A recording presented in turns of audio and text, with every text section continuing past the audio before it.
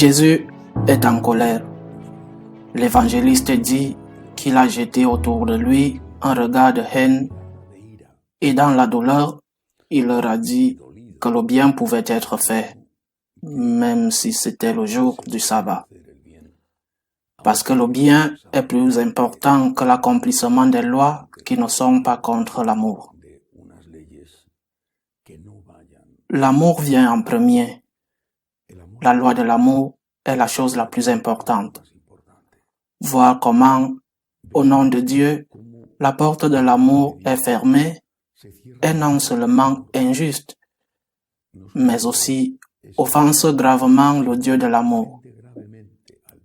Hier, j'ai donné un exemple.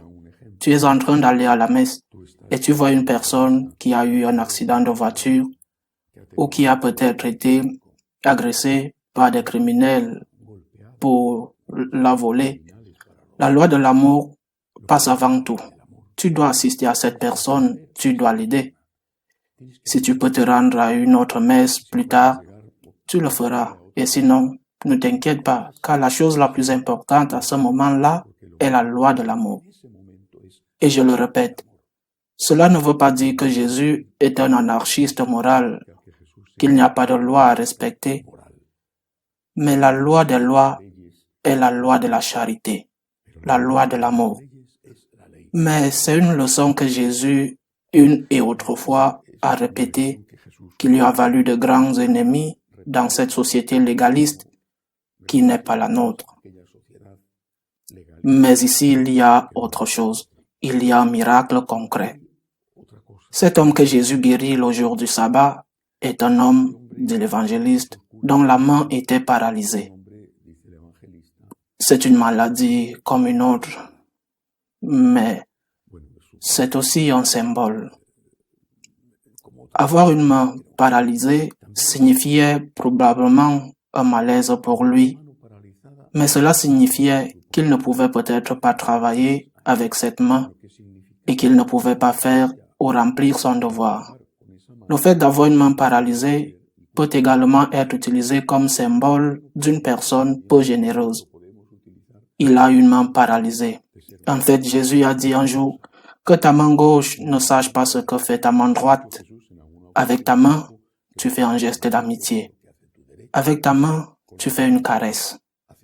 Avec ta main, tu peux aussi faire le mal en donnant un coup de poing.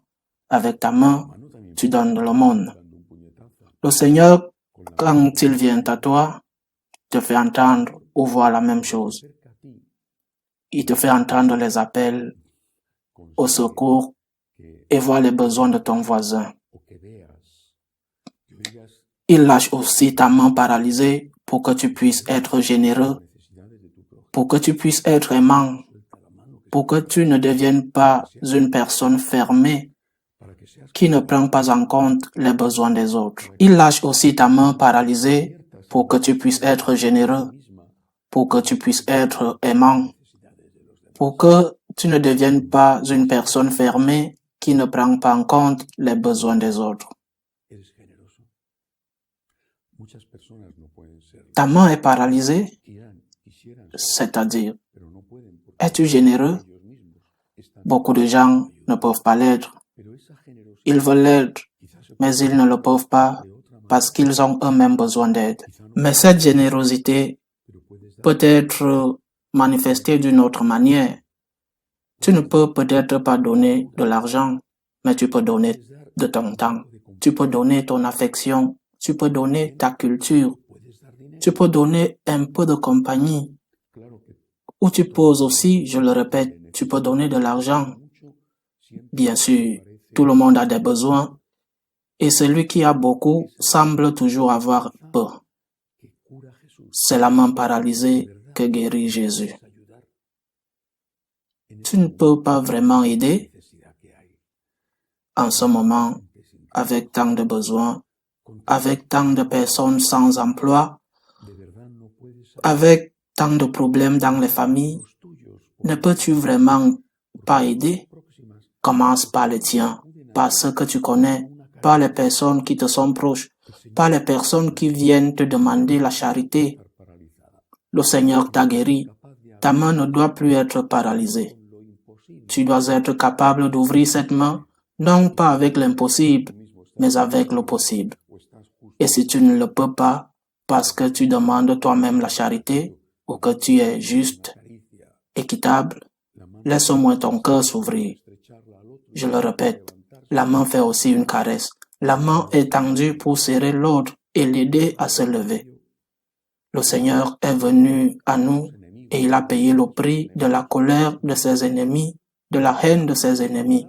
Il l'a fait pour nous sauver et pour nous donner non seulement un exemple, mais une impulsion à faire le bien. Que la colère de Dieu ne se retourne pas contre nous parce que nous nous sommes abrités en faisant certaines pratiques que nous devons faire.